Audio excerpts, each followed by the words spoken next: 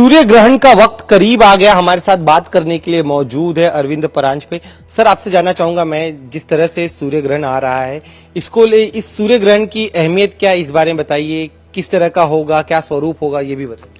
देखिए, सूर्य ग्रहण एक ऐसी खगोलीय घटना है जिसका यदि आपको खगरा सूर्य ग्रहण होता है तो उसके लिए जो खगोल शास्त्री हैं उनके लिए वो बहुत महत्वपूर्ण होता है, क्योंकि उसी समय हम सूरज के इर्द गिर्द जो एक प्रभाव वाला जिसे कहते हैं कोरोना जिसे कहते हैं, जैसे आप इसमें देख रहे हैं कि सूरज को चंद्रमा ने पूरा ढक रखा है और उसके आगे प्रभाव वाला है, तो उसका अध्ययन करने के लिए सूर्य ग्रहण, खगरा सूर्य ग्रहण जो है वो बहुत महत्वपूर्ण रहता है।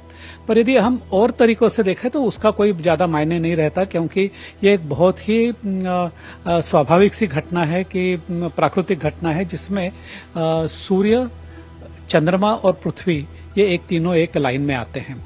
मतलब चंद्रमा जो है वो सूरज और पृथ्वी के बीच में आता है, जिसके चलते हमें सूरज जो है वो कुछ समय के लिए नजर नहीं आता। इसके अलावा इसका कोई महत्व नहीं रहता है, चाहे कोई भी कुछ कह ले। हाँ, ये जरूर है, जैसे मैंने बताया कि इसका एक तरीके से बहुत महत्व था एक जमाने में, पर अब चूंकि विज्ञान इतना आगे बढ़ गया है, तकनीक इतनी आगे बढ़ गई है कि लोग अभी वैज्ञानिक जो है वो अंतरिक्ष में जाकर के भी इस सूर्य का अध्ययन करते हैं। ये जो सूर्य ग्रहण है, ये करीब आंशिक सूर्य ग्रहण कहा जा रहा है, तो कितने समय तक रहेगा और क्या वक्त रहेगा, उस बारे में अगर आप बता पाए। देखिए, ये आंशिक सूर्य ग्रहण है और इसकी शुरुआत भारतीय समय के अनुसार रात के 11 बजे होने वाली है। ये तकरीबन न्यूजीलैंड और ऑस्ट्रेलिया का बहुतांश भाग में ये दिखाई देगा, अंटार्कटिका में दिखाई देगा और कुछ पानी के जगहों से ये दिखाई देगा, और ये आंशिक होगा। ज्यादा से इसमें सिर्फ सूर्य जो है, जो चंद्रमा जो है वो सूरज को थोड़ा सा ही काटेगा, ज्यादा नहीं काटेगा। लेकिन इसके अलावा 15 दिन के भीतर यह दूसरा ग्रहण आ रहा है। ऐसे में इस ग्रहण को लेकर कई सारे बातें कही जा रही, कई सारे कयास लगाए जा रहे हैं कि भूकंप आ सकता है, नेचुरल डिजास्टर आ सकता है, तो उस बारे में बताइए। देखिए, ऐसा है कि जब ग्रहण आते हैं तो उसके पीछे का कारण जो है, हम ऐसा कहते हैं कि जिस कक्षा में पृथ्वी जो है सूर्य के इर्द गिर्द घूमती है और जिस कक्षा में चंद्रमा पृथ्वी के चक्कर लगाता है, इन दोनों कक्षाओं की जो पतल है उनमें तकरीबन 5 डिग्री का फर्क रहता है। और जब ऐसे समय में जहां पे ये कक्षाएं एक दूसरे को काटती हैं तो वो एक लाइन सी बन जाती है, तो एक ऐसा समय आता है कि जब ये लाइन जो है इतनी पास आ जाती है कि आपको एक के पीछे एक सूर्य ग्रहण, फिर एक चंद्र ग्रहण, फिर सूर्य ग्रहण, या फिर एक सूर्य ग्रहण, एक चंद्र ग्रहण, सूर्य ग्रहण, चंद्र ग्रहण, ऐसे 3 दिखाई दे सकते हैं। पर कभी ज्यादातर यही दिखाई देता है कि एक चंद्र ग्रहण और एक सूर्य ग्रहण आता है। तो इसका सिर्फ गणित के तौर पे ही महत्व है। वैसे इससे कोई नेचुरल डिजास्टर इससे होने वाला नहीं है। ग्रहण आने के कारण कोई नेचुरल डिजास्टर नहीं होगा, कोई भूकंप नहीं आएगा।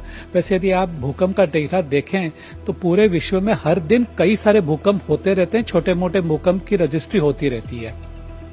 लेकिन सर, ज्योतिष शास्त्र उनका कहना है कि ये संयोग नहीं है, ऐसे में सभी को सजग रहने की जरूरत है। आप विज्ञान की दृष्टि से क्या कहेंगे? अब मैं इसके बारे में सिर्फ इतना कहूंगा कि आज मेरी उम्र जो है 67 है। मैंने पहला खगरा सूर्य ग्रहण जो देखा था वो 16 फरवरी 1980 में देखा था, और तब से आज तक मैं 6 सूर्य ग्रहण देख चुका हूं। अलग अलग देशों में जाके देख चुका हूं, मतलब America, China, Iran, south Africa, अलग अलग जगह से देखा है। भारत से देखा है मैंने। पता नहीं कितने सारे आंशिक सूर्य ग्रहण देखे हैं, आंशिक चंद्र ग्रहण और खगरा चंद्र ग्रहण देखे हैं। और मैं आपको एक बात यह भी बता देना चाहता हूं कि 1980 से लेकर आज तक जो ये ज्योतिषी कहते हैं कि आपने ग्रहण के समय ये नहीं करना चाहिए, वो नहीं करना चाहिए, वो हमने सब किया है।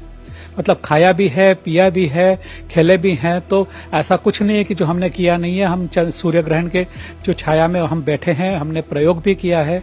1980 के ग्रहण में तो मैं तो कॉलेज में था, तो हमने कुछ प्रयोग किए थे कि जिसके कारण एस्ट्रोनॉमिकल सोसाइटी ने हमें एक पेपर पढ़ने के लिए भी बुलाया था। तो ये सब मेरे साथ होता रहा है। तो मैं आपके सामने खड़ा हूं, आपसे बात कर रहा हूं, तो आप समझ सकते हैं कि मैं क्या कहना चाहता हूं।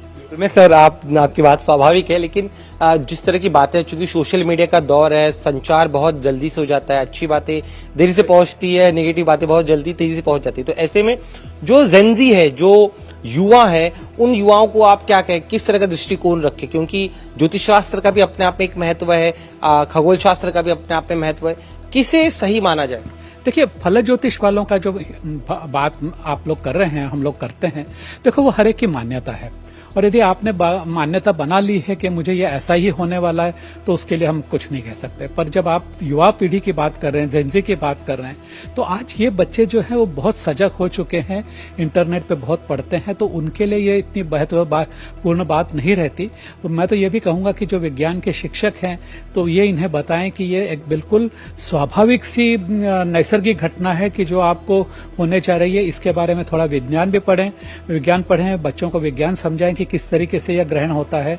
और ये आप ये भी बताएं, क्योंकि अभी आज का जो युवा है वो एक देश के लिए अलग से बंधा हुआ नहीं है, अलग अलग देशों में जाते हैं। अब मुझे याद है कि जैसे हम 80 में थे तो कहीं परदेश में जाके ग्रहण देखना इतनी आसान बात नहीं हुआ करती थी, पर आज जो है बच्चे जो हैं अलग अलग देशों में भी जाके देखते हैं। और ये ग्रहण जो है, जैसे मैंने कहा कि बहुत स्वाभाविक सी नैसर्गिक घटना है, तो आप इसका आनंद उठाइए।